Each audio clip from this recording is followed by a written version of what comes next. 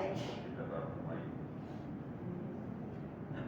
یہ اللہ کی طرف سے ہمارے لیے بڑی نوازش ہے. اس مہینے میں اللہ پاک کے حضور کی رحمتیں اور اس کی مغفرت اپنے بندوں کی طرف اور بہانے تلاش کرتا ہے اسی طرح اپنے بندوں کو معاف کرتا ہے.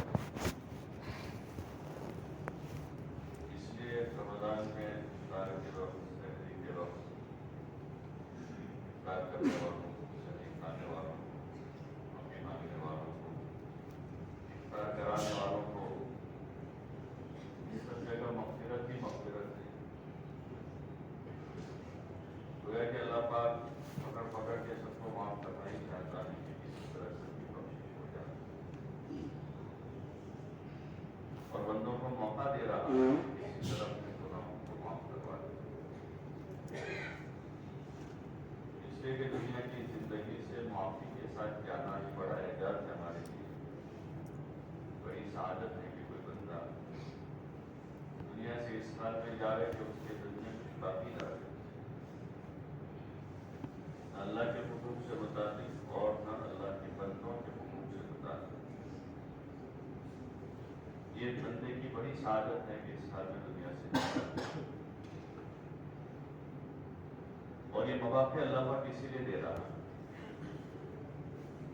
اور خاص طور سے اپنے دربار میں یہاں دکھا دیا احتکاف کے ساتھ اور زیادہ یہ قسمتی میں سعادت بنتی ہے. یہاں ٹھہر کر کوشش ہماری یہ ہو کہ ہمارا وقت اچھا سے اچھا گزرے. اللہ پاک نے اپنے بندوں سے اچھا عمل مانگا. الذی خلق الموت والحیاۃ لیبلوکم ایکم احسن عملا. اچھا سے اچھا عمل اللہ پاک کی طرف سے اس کا مطالبہ ہے. اس وقت کا جو ہمارا یہ عمل ہے بڑا عمل ہے. کوشش ہماری یہ ہو کہ یہ اچھا سے اچھا اعتکاف ہو جائے.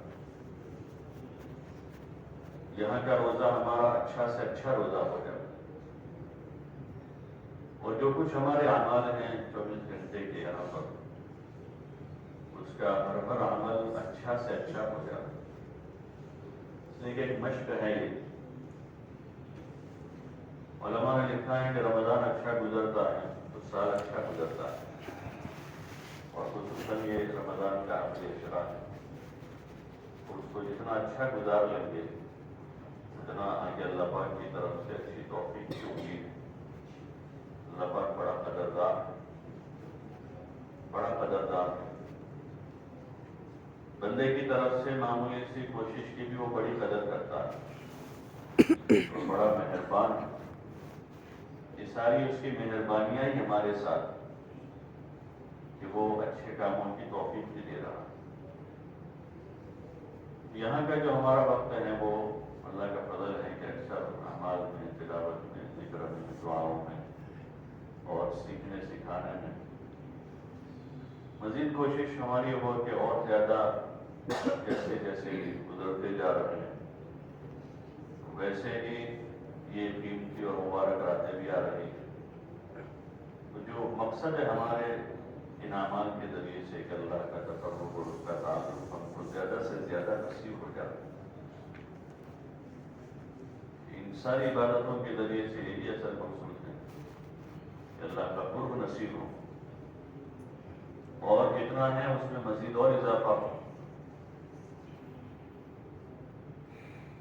اور قرب کا ذریعہ یہ اعمال ہے, نماز, ذکر, تلاوت, عبادت, دعا.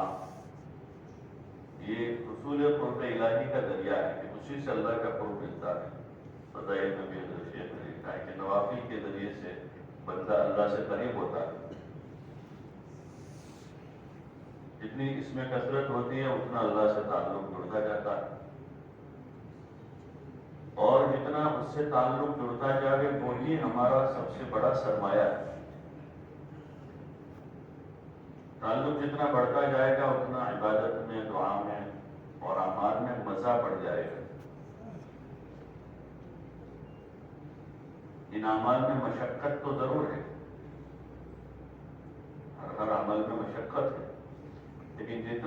پاک سے تعلق ہوگا تو اس مشقت کے ساتھ بھی اس عمل میں مزہ آئے گا۔ کھیل کود میں بڑی مشقت ہے، کھیلنا بڑا مشقت کا کام ہے، لیکن کھیل والوں کو جو ہے اس میں مزہ آتا ہے، اس کھیل سے ایک تعلق ہے، 6 گھنٹے 8 گھنٹے مسلسل کھیل کر مزہ حاصل کرتے ہیں، 2 گھنٹے بعد پھر گئے تو پھر کھیلتے ہیں۔ ایسے یہ جو عبادت و اعمال ہیں روزے کے ساتھ، اس میں مشقت تو ضرور ہے، لیکن اللہ کے تعلق کی وجہ سے اس میں خاص قسم کی لذت اور مزہ ہے۔ یہی وجہ تھی کہ حضور علیہ السلام بڑی لمبی نماز پڑھتے تھے کہ پیروں پر ورم آ جاتا ہے، اور اس نماز میں آپ وجہ یہ بتا رہے ہیں فلا اکون عبدا شکورا، کہ میں اپنے رب کا شکر گزار بندہ نہ بنوں، یہ شکر گزاری کا تقاضا ہے۔ اس نے ہم پر اتنی ساری نعمتیں کی ہیں تو ان نعمتوں کے شکر کا یہ تقاضا ہے کہ مزید اس کی عبادت کی طرف اور اچھے کاموں کی طرف اپنے آپ کو ہم آگے بڑھائیں، اور ان کاموں کے ذریعے سے ہم اللہ کو طلب کریں، اور کوئی چیز مقصود نہیں ہے، دنیا کی کوئی شے اس سے مقصود نہیں ہے، نہ مال و متاع ہے اور نہ کوئی کرسی اور کوئی عہدہ ہے اور نہ شہرت ہے، کوئی چیز نہیں ہے، مقصود صرف اللہ کی ذات ہے، اس کے ذریعے سے ہمیں اللہ مل جائے، اس کا تعلق مل جائے، اس کی عبادت کا ذوق مل جائے، اور جو کچھ اللہ پاک نے ہمارے ذمہ کام کیے ہیں ان کاموں کی توفیق مل جائے، ان سارے کاموں کی توفیق اللہ پاک نصیب کر دے، جن کاموں کی جن کاموں کا اس نے ہمیں مکلف کیا ہے اس دنیا میں۔ ہمارے ذاتی طور پر یہ عبادت و اعمال کا مکلف کیا ہے، اور نمبر 2 پر اللہ پاک نے ہمیں اس بات کا مکلف کیا کہ ہم اپنے ماحول میں اس کی کوشش کریں کہ ہمارے ماحول میں دین زندہ ہو، اس لیے امر بالمعروف اور نہی عن المنکر کا بار بار حکم دیا، کلام پاک میں جگہ جگہ اس کا حکم دیا ہے ایمان والوں کو، جو آپس میں ایک دوسروں کو سمجھاتے رہے، بات کرتے رہے، اچھائیوں کی طرف بلاتے رہے، اور ماحول سے برائیاں ختم ہو اس کی کوشش کرتے رہے، اور اس کوشش پر جو حال مصیبت تکلیف آ رہے اس پر صبر کریں، اس کا نمبر 2 پر مکلف کیا ہے، اور خصوصاً اس امت کو ایک دوسروں کو خیر کی طرف بلا رہے، ایمان والے مردوں عورتوں کو آپس میں ایک دوسروں کا خیر خواہ بنائے، والمؤمنون والمؤمنات بعضهم اولیاء بعض، ایک دوسروں کے خیر خواہ، ایک دوسروں کو بھلائیوں کی طرف بلاتے ہیں، برائیوں سے روکتے ہیں، یہ اس امت کا ایک خاص وصف ہے۔ یہ بھی ہماری کوشش ہو کہ ہم خیر کے داعی بنیں، اور ہم جس ماحول میں ہیں وہاں ہم خیر کو پھیلانے کی کوشش کریں، ہر لائن کی خیر، جس ماحول میں بھی ہیں وہاں ہر قسم کی خیر وجود میں آئے، عبادت کے لائن کی، اس نے معاشرت کے لائن کی خیر وجود میں آئے، اور معاملات میں ہیں تو معاملات کی خیر وجود میں آئے، اس کے لیے ہم اپنے دین کے داعی ہیں، اور یہ چیزوں کا شعور ہمارے اندر اس وقت ہوگا جبکہ ہمارے پاس اس کا علم ہوگا، ہمارے پاس علم ہے تو اس کا شعور ہوگا، اور اگر علم نہیں جہالت ہے تو اس کا شعور ہی نہیں ہوگا، اچھے برے کی تمیز ہی نہیں ہے، مارکیٹ میں مال بکتا ہے کون سا اچھا ہے کون سا برا ہے اس کی تمیز ہی نہیں ہے، تو آدمی نہ خود اچھا پسند کر سکے گا نہ کسی کو اچھے کی طرف وہ راغب کر سکے گا،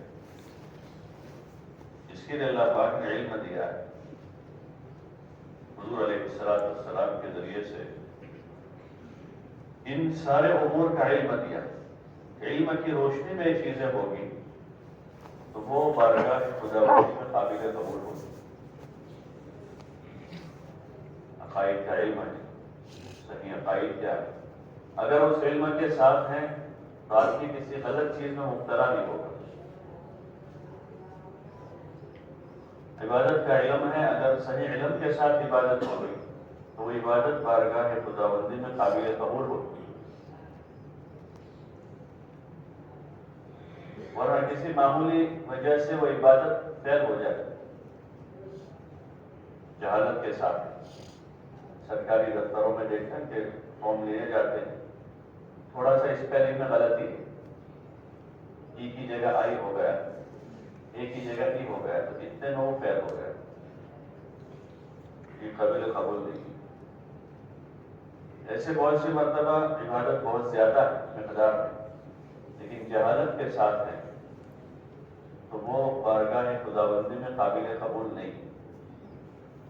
اس لیے علم الہی ہے، ہر چیز کا علم ہے۔ ہماری کوشش ہو کہ ہم علم حاصل کرتے ہوئے اپنے اعمال کریں، اور جتنا موقع جہاں مل جائے، یہاں جیسے قرآن کے حلقے لگ رہے ہیں صبح، تو ان کو غنیمت سمجھ لیں۔ اگر نماز آدمی کی پوری صحیح ہے لیکن قرآن شریف صحیح نہیں ہے جو نماز میں پڑھا جاتا ہے، تو وہ چونکہ فرض ہے اس کا پڑھنا، تو اس کی وجہ سے پورے رکوع سجدے قاعدہ قوما جلسہ سارا ٹھیک ہوا، لیکن اس میں پڑھا جانے والا قرآن صحیح نہیں ہے، تو اس وجہ سے وہ نماز قابل قبول نہیں ہوتی۔ یہاں ہمارے پاس موقع نہیں تو اتنا تو ہم کم از کم صحیح کر لیں، اور اس کے ساتھ خارج میں وقت ہیں، نماز کے فرائض ہیں، واجبات ہیں، نماز کی سنتیں ہیں، وضو کے فرائض ہیں، غسل کا طریقہ ہے، یہ وہ بنیادی چیزیں ہیں جو ہر مسلمان کو گھر میں مل جانی چاہیے بچپن میں، جو بنیادی علم ہے۔ پھر اس کے اوپر مزید دھیرے دھیرے دھیرے دھیرے پھر جیسے اور اعمال ہیں تو ہر عمل کے ساتھ اس کا علم ہے کہ وہ شعور بیدار۔ اللہ کا فضل ہے کہ یہاں کافی علماء ہیں، دین جاننے والے ہیں، تو ان کے ساتھ بیٹھ کر ہمارا ایسا ربط ہو کہ ہماری یہ جہالت جو ہے دور ہو جاتی۔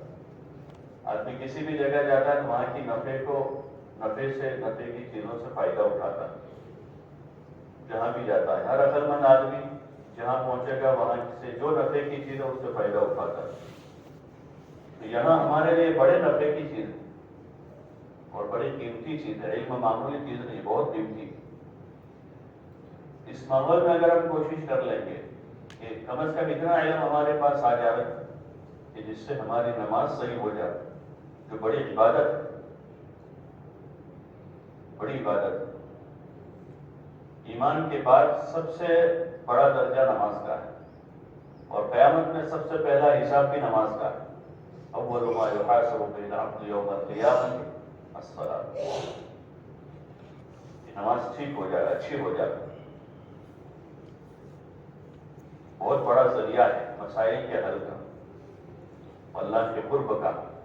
حضور صلی اللہ علیہ وسلم نے امت کو مسائل کے حل کے لیے نماز دی ہے،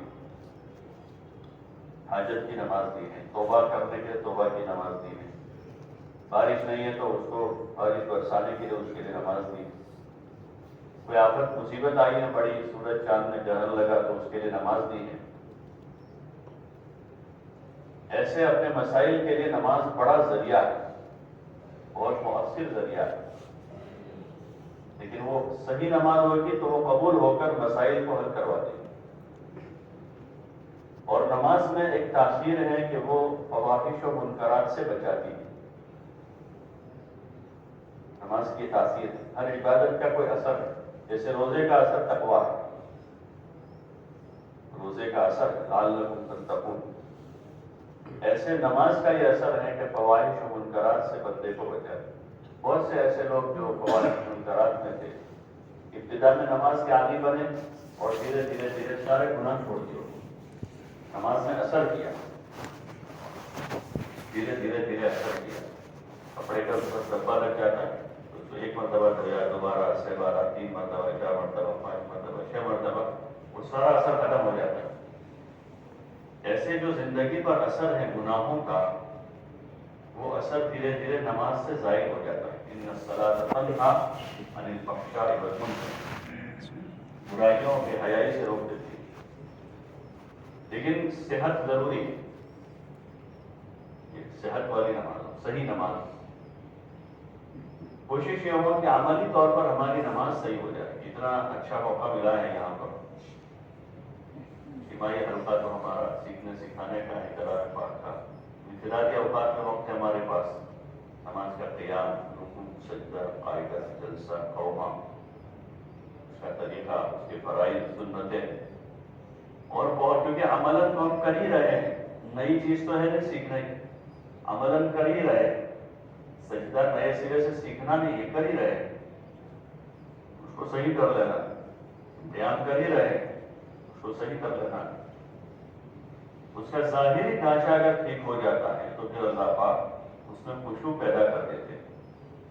ظاہر کے ہم مکلف، ظاہری ڈھانچے کو ہم ٹھیک کر لیں، پھر دھیرے دھیرے اللہ پاک اس میں خشوع پیدا کر دے گا، دھیان نصیب ہو جائے گا، اور وہ جو چیز مطلوب ہے کہ ایسی نماز ہو اور ایسی ہماری عبادت ہو کہ ہم اللہ کو دیکھ رہے ہیں، ان تعبد اللہ کأنک تراہ فإن لم تکن تراہ فإنہ یراک،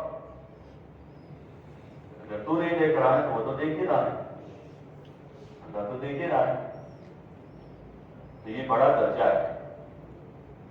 حضرت شیخ رحمۃ اللہ علیہ سے مولانا حبیب الرحمن شیروانی رحمۃ اللہ علیہ یہ تصوف کیا بتا ہے؟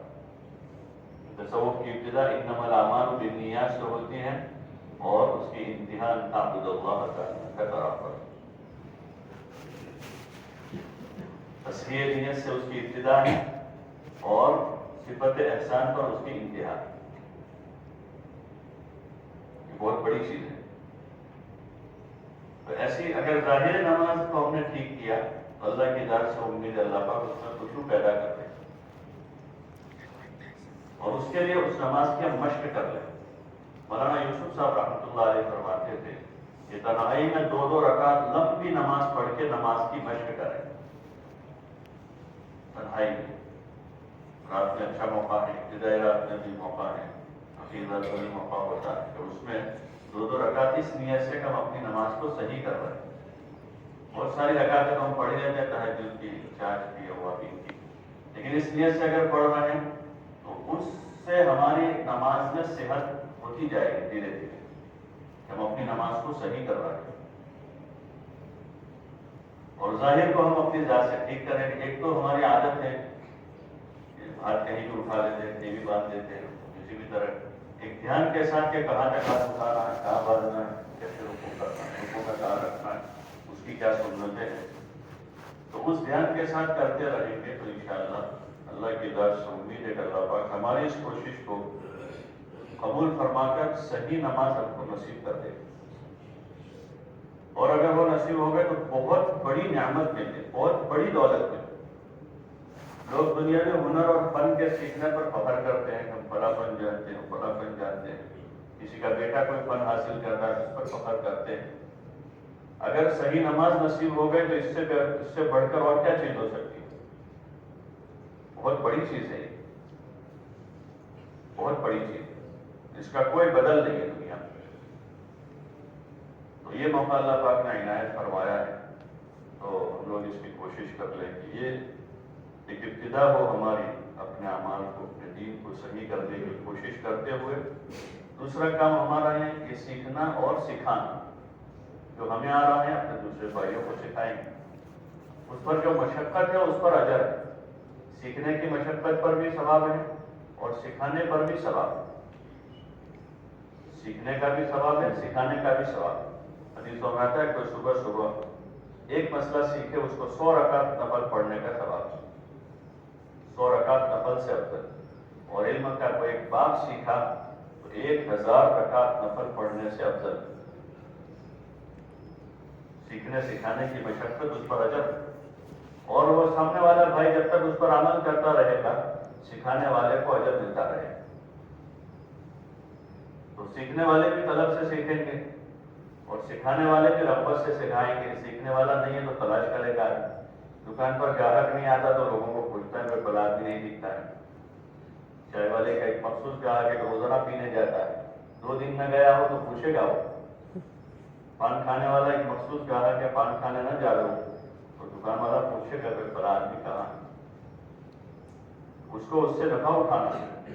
کہ ہمارا سیکھنا سکھانا جو ہے نفع سے خالی نہیں، اس کا بڑا اجر. حضور صلی اللہ علیہ وسلم کے زمانے میں اس کا عام رواج تھا، اس لیے جہالت نہیں تھی، اس کا رواج عام تھا. اور اس مدینے کے اس ماحول کا وہ اثر تھا کہ مدینہ کے باہر رہنے والے لوگ بھی مدینہ سے آنے والے قافلوں سے علم سیکھ لیتے تھے. ایسا عام ماحول تھا، مردوں میں، عورتوں میں، بچوں میں، بوڑھوں میں. کوشش ہماری یہ ہو کہ ہم بھی اس ماحول کو قائم کریں، اس سے جہالت ختم ہو، دھیرے دھیرے دھیرے جہالت ختم ہو. اور یہی فضا ہمارے گھروں میں بنے، بھی بچوں میں، اولاد میں. تو پھر علم اور صحیح عمل وجود میں آ جائے گا، جہالت ختم ہو جائے گی. اس وقت ہمارے پاس اس کا موقع ہے، اپنی عبادت کی، صحت کا بھی، اور اس کے لائن کے جو ضروری مسائل ہیں، ضروری نہیں ہے، اس کو سیکھنے کا بھی، اور ایک دوسروں کے ساتھ نصیحت اور خیرخواہی کرنا، یہ کرنے کا موقع ہے. اور دوسری ایک بنیادی بات یہ ہے کہ اس وقت تو ہم وقتی طور پر یہاں ہیں، کافی ابھی زندگی کے کتنے دن، کتنے سال باقی ہیں، اللہ ہی بہتر جانتا ہے. نیت ہماری یہ ہو کہ اس وقت ہم اپنی نیت کو صحیح کر لیں کہ بقیہ زندگی اب اللہ کی مرضی پر گزارنی، اللہ کی مرضیات پر گزاریں. نیت بہت بڑی طاقت ہے، معمولی چیز نہیں ہے، بہت بڑی طاقت ہے نیت. اور نیت کے ساتھ اللہ کی مدد ساتھ ہو جاتی ہے. جیسے حکومت کسی کے ساتھ مدد کر دیتی ہے تو اس سے سارے کام آسان ہوتے ہیں. پڑھنے والے بچے کو اسکالرشپ دیتی ہے، اب اس کو کرایہ، کھانا، سواری، گھر آنے جانے کا خرچہ، کپڑے، ساری چیزیں آسان ہو گئی کہ حکومت کی مدد ساتھ میں. ایسے نیت کے ساتھ اللہ کی مدد ساتھ ہو جاتی ہے. اگر نیت اچھی ہے تو مدد اللہ کے ساتھ ہے. جو کام ہمیں مشکل لگ رہا ہے، اس مشکل کی وجہ سے ہم اس کو صحیح کرنے کی نیت نہیں کرتے ہیں. بہت سارے کاموں میں آدمی اس وجہ سے دین پر چلنے کی نیت نہیں کرتا. وہ یہ سمجھ رہا ہے کہ اگر میں دین پر چل کر کروں گا تو مشکل ہوگا وہ میرے لیے. جھوٹ چھوڑنا، سود چھوڑنا، دھوکہ چھوڑنا، اور اپنی غلط زندگی کا جس کا آدمی عادی ہے اس کو چھوڑنا. آدمی اس لیے نیت نہیں کرتا ہے کہ میں اگر صحیح کروں گا تو اور مشکل ہو جائے گا. حالانکہ ایسا نہیں ہے، دین کی وجہ سے وہ آسان ہو جاتا ہے اور اللہ کی مدد ساتھ ہو جاتی ہے، سارے کام آسان ہو جاتے ہیں. یہاں رہتے ہوئے اچھی نیت کر لینی چاہیے کہ بقیہ زندگی جو ہے اللہ کی مرضیات پر گزاریں اور حضور صلی اللہ علیہ وسلم کے مبارک طریقے پر گزاریں. تو ہمارا بہت بڑا کام ہو گیا ہے. اب وہ کام تو بعد میں ہم کریں گے، لیکن صحیح کرنے کی نیت کر لی ہے تو بہت بڑا کام ہو گیا. اب پھر وقت پر ہم اس کا طریقہ معلوم کر کے کرنا شروع کریں گے. تو چونکہ ماحول میں وہ چیزیں نہیں ہیں، اور جن چیزوں کا ماحول نہیں ہوتا وہ آسان بھی مشکل لگتی ہے، اور جن چیزوں کا ماحول ہوتا ہے وہ مشکل کام بھی آسان لگتے ہیں ظاہر میں. تو وقت پر کچھ رکاوٹیں ہوتی، لیکن بندہ اپنی نیت پر جمع رہتا ہے تو پھر اللہ پاک مدد کر دیتا ہے اور کام آسان ہو جاتا ہے. اور یہی سچی توبہ ہے، یہی توبہ ہے کہ غلط زندگی چھوڑنے کی آدمی نے پکی نیت کر لی، اس پر معافی مانگ لی اور آئندہ صحیح کرنے کی نیت کر لی. تو پھر یہ سچی توبہ پر جو ہے اللہ پاک کی طرف سے دروازے کھل جاتے ہیں اور اللہ کی مدد شامل حال ہو جاتی ہے. اس لیے ہم سب اس کی نیت کریں، ارادہ کریں کہ انشاءاللہ ان اعمال کو سیکھتے ہوئے، سکھاتے ہوئے یہاں پر اپنا جو باقی وقت ہے اس کو گزاریں گے اور اپنی آئندہ کی زندگی کو صحیح کرتے ہوئے، اس کی نیت بناتے ہوئے یہاں پر گزاریں گے. اور اس وقت جن حالات سے پوری امت مسلمہ گزر رہی ہے تو اس میں ہم یہاں رہتے جو کام کر سکتے ہیں وہ دعا ہے. یہاں رہتے ہم کر سکتے ہیں. بہت سی مرتبہ ہمارا بہت سارا وقت ان حالات کے تفصیلوں میں گزر جاتا ہے. اگر اتنا ہی وقت دعا میں گزر جائے تو یہ بہت بڑی مدد ہے. جو لوگ مبتلا ہیں ان کی بھی دعا کے ذریعے سے. تو اس لیے کوشش ہماری ہو کہ خوب زیادہ سے زیادہ دعا میں جی لگاویں، جان کھپاویں. تو انشاءاللہ اللہ کی